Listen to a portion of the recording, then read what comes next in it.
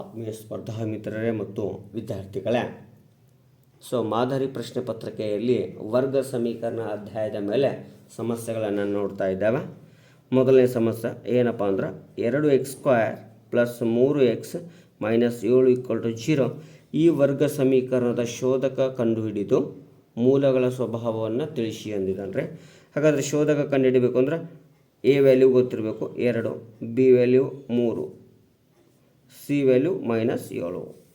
ಹಾಗಾದರೆ ಶೋಧಕ delta = b² - 4ac.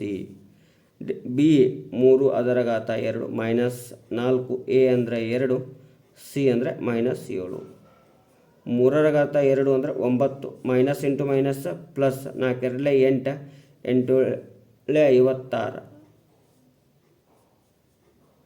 56 + 9 65.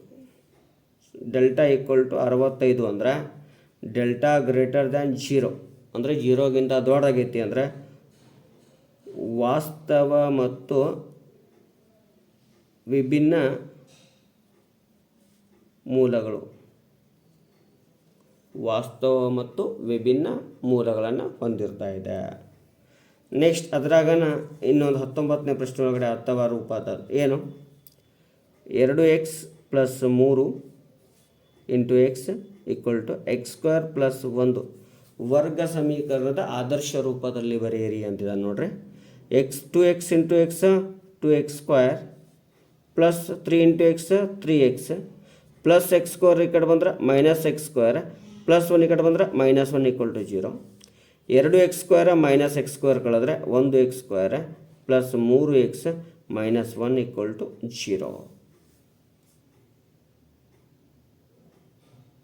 ಈ ರೀತಿಯಾಗಿ ನಾವು ವರ್ಗ ಸಮೀಕರಣದ ಆದರ್ಶ ರೂಪ ಅಂದರೆ ax² + bx + c = 0. ಇಲ್ಲಿ a0 = 0. ಇದು ವರ್ಗ ಸಮೀಕರಣದ ಆದರ್ಶ ರೂಪ. ನೆಕ್ಸ್ಟ್ ನೋಡ್ರಿ 27ನೇ ಪ್ರಶ್ನೆ 3 ಅಂಕದ ಪ್ರಶ್ನೆ. ಒಂದು ಎಕ್ಸ್ಪ್ರೆಸ್ ರೈಲು 132 ಕಿಲೋಮೀಟರ್ ದೂರವನ್ನು ಕ್ರಮಿಸಲು ಪ್ಯಾಸೆಂಜರ್ ರೈಲಿಗಿಂತ 1 ಗಂಟೆಯ ಸಮಯವನ್ನು ತೆಗೆದುಕೊಳ್ಳುತ್ತದೆ. ಎಕ್ಸ್ಪ್ರೆಸ್ ರೈಲಿನ ಸರಾಸರಿ ಜಾವವು ಪ್ಯಾಸೆಂಜರ್ ರೈಲಿನ ಸರಾಸರಿ ಜಾವಗಿಂತ 11 km/h ಹೆಚ್ಚಾಗಿದ್ದರೆ ಈ ಎರಡೂ ರೈಲುಗಳ ಸರಾಸರಿ ಜಾವ. ಹಾಗಾದರೆ ನೋಡ್ರಿ ಮೊದಲು ಪ್ಯಾಸೆಂಜರ್ ತಗೊಳ್ಳೋಣ.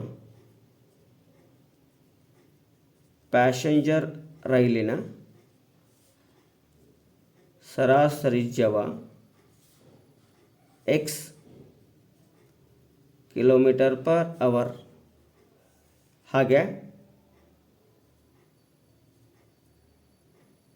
ಎಕ್ಸ್ಪ್ರೆಸ್ ರೈಲಿನ ಸರಾಸರಿ ಜಾವ x + 11 ಯಾಕೆ ಅದಕ್ಕಿಂತ 11 km/h ಹೆಚ್ಚೈತಿ x + 11 km/h. ನೆಕ್ಸ್ಟ್ ಟೈಮ್ ಕಂಡಿಡಿದ್ರೆ t1 ಪ್ಯಾಸೆಂಜರ್ ಎಷ್ಟು ಒಟ್ಟು ದೂರ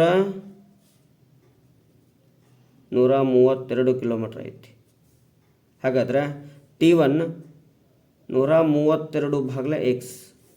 ಸರ್ ಏನು ತೊಗೊಂಡೇವ್ರಿ ಅಂದ್ರೆ ಕಾಲ = ದೂರ / ಜಾವ. ಹಾಗಾದರೆ ಪ್ಯಾಸೆಂಜರ್ ರೈಲಿನ ಟೈಮ್ t1, t2 ಎಕ್ಸ್ಪ್ರೆಸ್ ರೈಲಿನ ಜಾವ 132 x + 11. ಹಾಗಾದರೆ ಇದರಲ್ಲಿ ಹೆಚ್ಚು ಸಮಯವನ್ನು ತೆಗೆದುಕೊಳ್ಳೋದು ಯಾವುದು ಪ್ಯಾಸೆಂಜರ್ ಅಂದರೆ 132 / x - 132 / x + 11.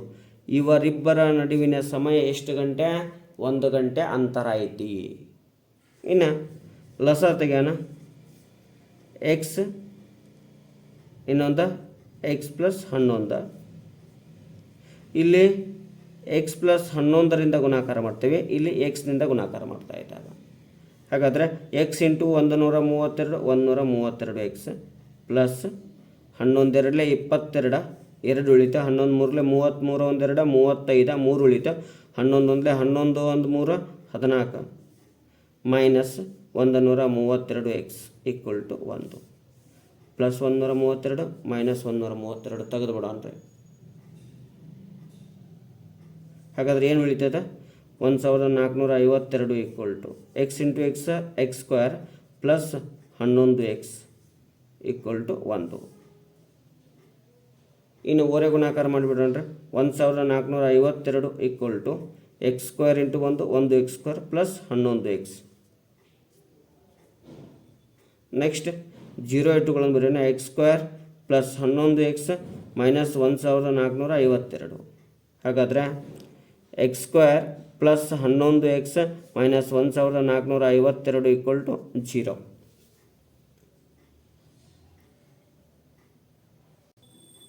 ಎರಡು ಪದಗಳ ಗುಣಲಬ್ಧ ಮೈನಸ್ 1452 ಆಗಿದೆ. ಅವುಗಳ ವ್ಯತ್ಯಾಸ ಪ್ಲಸ್ 11 ಆಗಿದೆ. ಅಂದರೆ X square plus 44x minus 33x minus 1452 equal to 0.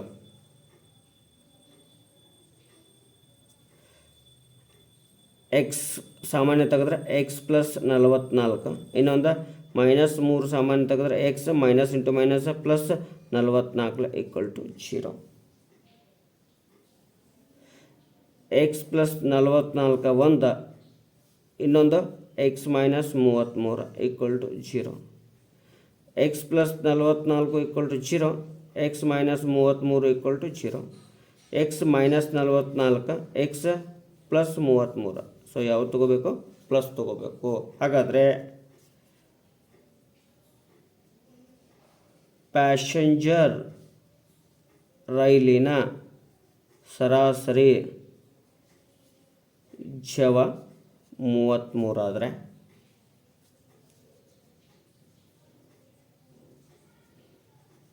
Express ರೈಲಿನ ಸರಾಸರಿ ಜವ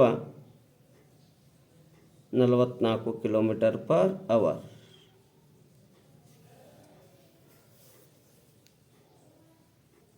ನೆಕ್ಸ್ಟ್ ನೋಡ್ರಿ, ಎ ಮತ್ತು ಬಿ ಎಂಬ ಇಬ್ಬರು ವಿದ್ಯಾರ್ಥಿಗಳ ವಯಸ್ಸುಗಳು ಕ್ರಮವಾಗಿ 19 ವರ್ಷ ಮತ್ತು 15 ವರ್ಷಗಳಾಗಿವೆ. ಅವರ ವಯಸ್ಸುಗಳ ಗುಣಲಬ್ಧ 480ಕ್ಕೆ ಸಮವಾಗಲು ಎಷ್ಟು ವರ್ಷಗಳು ಬೇಕಾಗುತ್ತವೆ? ಹಾಗಾದರೆ ಎಯ ಈಗಿನ ವಯಸ್ಸು 19 ವರ್ಷ, ಬಿಯ ಈಗಿನ ವಯಸ್ಸು 15 ವರ್ಷ. ಎಕ್ಸ್ ವರ್ಷಗಳ ನಂತರ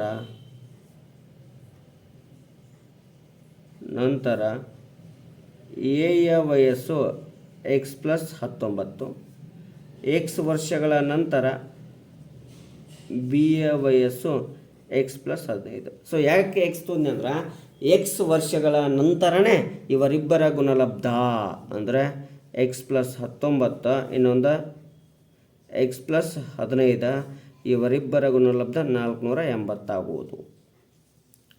ಹಾಗಾದರೆ x into X X square plus 15x plus 19x plus 19 into 15, 19 into 15 ಮಾಡಿದಾಗ 285 minus 480 equal to 0. X square plus 34x plus minus 280ರಲ್ಲಿ 480ರಲ್ಲಿ 280 ಹೋದರೆ 195 equal to 0. X square plus 34x minus 195. ಹಾಗಾದರೆ ಅದನ್ನು ಬಿಡಿಸಿದಾಗ ನಮಗೆ ಸಮಸ್ಯೆ ಕ್ಲಿಯರ್ ಆಗುತ್ತೆ. ಏನಪ್ಪ ಅಂದರೆ ಹೇಗೆ X square plus 39x minus 5x, 39 195 minus 195 equal to 0. X ಸಾಮಾನ್ಯ ತೆಗೆದ್ರೆ ಎಕ್ಸ್ ಪ್ಲಸ್ 39 ಮೈನಸ್ 5 ಸಾಮಾನ್ಯ ತೆಗೆದ್ರೆ X minus into minus plus 39 equal to 0. X plus 39 ಇನ್ನೊಂದು ಎಕ್ಸ್ ಮೈನಸ್ 5 ಈಕ್ವಲ್ ಟು 0. ಹಾಗಾದರೆ X plus 39 equal to 0, X minus 5 equal to 0. X plus 39 ಹೋದರೆ minus 39, minus 5 ಹೋದರೆ plus 5. ಹಾಗಾದರೆ 5 ವರ್ಷಗಳ ನಂತರ ಎ ಮತ್ತು ಬಿ ರ ವಯಸ್ಸುಗಳ ಗುಣಲಬ್ಧ 480 ಆಗುತ್ತದೆ. ಸೊ ಈ ರೀತಿಯಾಗಿ ಸಮಸ್ಯೆಯನ್ನು ನಾವೇನು ಮಾಡ್ಬೋದ್ರಿ, ಬಿಡಿಸ್ಬೋದು.